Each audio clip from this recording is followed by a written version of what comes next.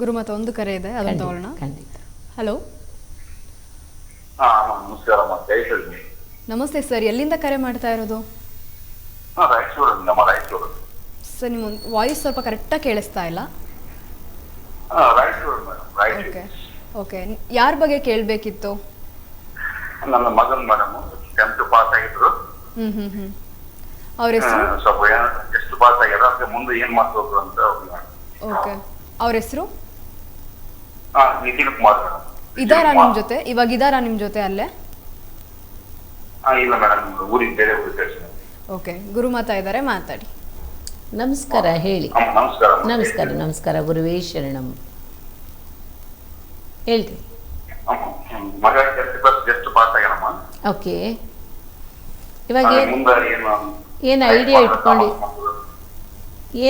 ಇಟ್ಕೊಂಡಿದ್ದಾರೆ? ಈಗ ಓದಬೇಕು ಅಂತ ಇದ್ದಾರಾ ಅಥವಾ ಓದ್ಬೇಕಂತ ಹೇಳಿ ಆಗ್ತಾ ಇದೆ ಮೇಡಮ್. ಆದ್ರೂ ಮುಂದೆ ಓದ್ತಾನೆ ಇಲ್ಲ ಅಂತ ನಾನು ಡೌಟ್. ಖಂಡಿತ ಓದಿಸಿ, ವಿದ್ಯೆ ಇದೆ, ಖಂಡಿತ ಓದಿಸಿ, ಬಿಡಿಸ್ಬೇಡಿ, ಓದಿಸಿ, ಮುಂದೆ ಓದ್ಲಿ. ವಿದ್ಯೆ ಇದೆ ಖಂಡಿತ. ಸ್ವಲ್ಪ ಏನು ಹೇಳೋದು, ಕೇರ್ಲೆಸ್ನೆಸ್ ಇದೆ, ಅದು ಸ್ವಲ್ಪ ಸರಿ ಮಾಡಿಸ್ಬೇಕಷ್ಟೇ. ವಿದ್ಯೆ ಖಂಡಿತ ವಿದ್ಯೆ ಇದೆ. ಒಂದು ಟೈಮ್ ನೀವು ಶೃಂಗೇರಿ ಶಾರದಾಂಬ ಟೆಂಪಲ್ಗೆ ಹೋಗ್ಬಿಟ್ಟು, ಶೃಂಗೇರಿಗೆ ಹೋಗಿ ಒಂದು ಉತ್ಸವ ಮಾತ್ರ ಮಾಡಿಸ್ಕೊಬನ್ನಿ. ಉತ್ಸವ ಮಾಡಿಸಿದ್ರೆ ಅವ್ನಿಗೆ ಚೆನ್ನಾಗಿ ಜ್ಞಾನೋದಯ ಇದೆ, ಮತ್ತು ಸ್ಪೋರ್ಟ್ಸಲ್ಲೂ ಇದ್ದಾನೆ. ಅದನ್ನು ನೀವು ಬಿಡಿಸ್ಬೇಡಿ. ಮಗುಗೆ ಚೆನ್ನಾಗಿ ವಿದ್ಯೆ ಇದೆ.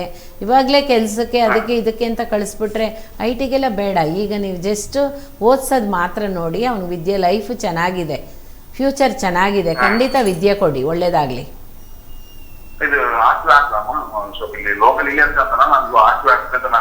ಸೇರಿಸಿ, ಏನು ತೊಂದರೆ ಇಲ್ಲ, ಸೇರಿಸಿ. ಖಂಡಿತ ಓದ್ತಾನೆ, ವಿದ್ಯೆ ಇದೆ, ಚೆನ್ನಾಗಿದೆ. ಆದರೆ ನೀವು ಸ್ವಲ್ಪ ಅವನ ಮೇಲೆ ತೋರಿಸೋಂಥ ಕೋಪ ಎಲ್ಲ ಸ್ವಲ್ಪ ತಾಳ್ಮೆ ಆಗಬೇಕು. ತಾಯಿ ತಂದೆ ಇಬ್ಬರೂ ಎಂಕರೇಜ್ ಮಾಡಿ ಖಂಡಿತ ಓದ್ತಾನೆ. ವಿದ್ಯೆ ಇದೆ, ಭಾರಿ ವಿದ್ಯೆ ಇದೆ ಅವನಿಗೆ. ಒಳ್ಳೇದಾಗಲಿ. ಸೈನ್ಸ್ ಮಾಡಿಸೋದ ಅಥವಾ ಕಾಮರ್ಸ್ ಮಾಡಿಸೋದ ಅಂತ ಕೇಳಿ? ಸೈನ್ಸ್ ಮಾಡಿಸಿ, ಚೆನ್ನಾಗಿದೆ ವಿದ್ಯೆ. ಓಕೆ ಅಮ್ಮ, ಕರೆ ಮಾಡಿದ್ದಕ್ಕಾಗಿ ಧನ್ಯವಾದ ಸರ್. ವೀಕ್ಷಕರೇ, ಯಾವುದೇ ರೀತಿ ಕಷ್ಟಗಳಾಗಿರ್ಬೋದು, ಸಮಸ್ಯೆಗಳಾಗಿರ್ಬೋದು, ಎಲ್ಲ ರೀತಿಯ ಸಮಸ್ಯೆಗಳಿಗೂ ಪರಿಹಾರ ಇರೋದು ನಿಮ್ಮ ಸ್ಕ್ರೀನ್ ಮೇಲೆ ಡಿಸ್ಪ್ಲೇ ಆಗ್ತಿರುವಂತಹ ನಂಬರಿಂದ.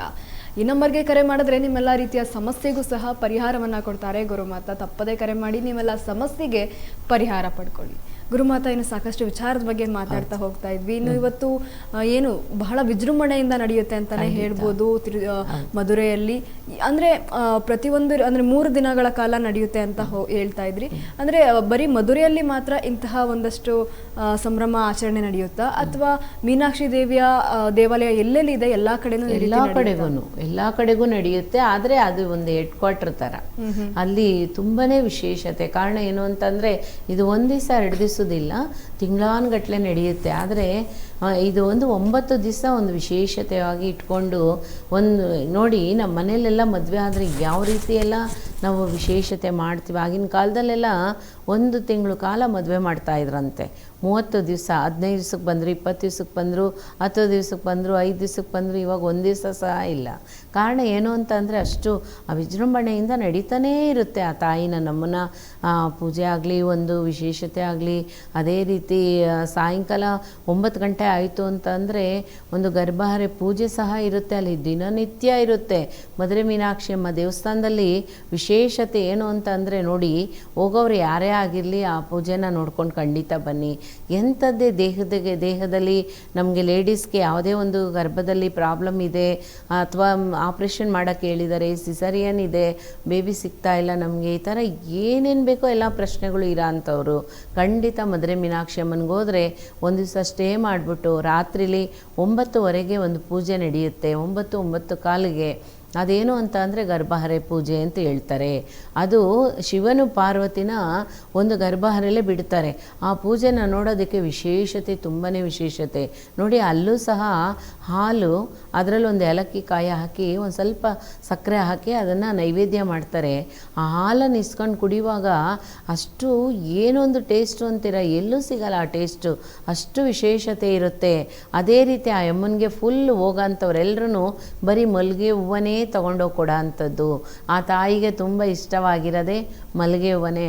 ಆ ಊರಲ್ಲಿ ಕಟ್ಟೋ ಅಂಥ ಹೂವು ಸಹ ಒಂದು 2 ಕೈ ಹಾಕಿ ನಮಗೇನು ದಪ್ಪ ಇರುತ್ತೋ ಅಷ್ಟು ಚೆನ್ನಾಗಿ ದಪ್ಪವಾಗಿ ಆ ಹೂವನ್ನು ಜೋಡಿಸಿರ್ತಾರೆ ಕಟ್ಟೋರು. ಅಷ್ಟು ಚೆನ್ನಾಗಿ ಹೊಲ್ದಿರ್ತಾರೆ, ಹೂವು ನೋಡೋದಕ್ಕೆ ಕಟ್ಟಿರ್ತಾರೆ.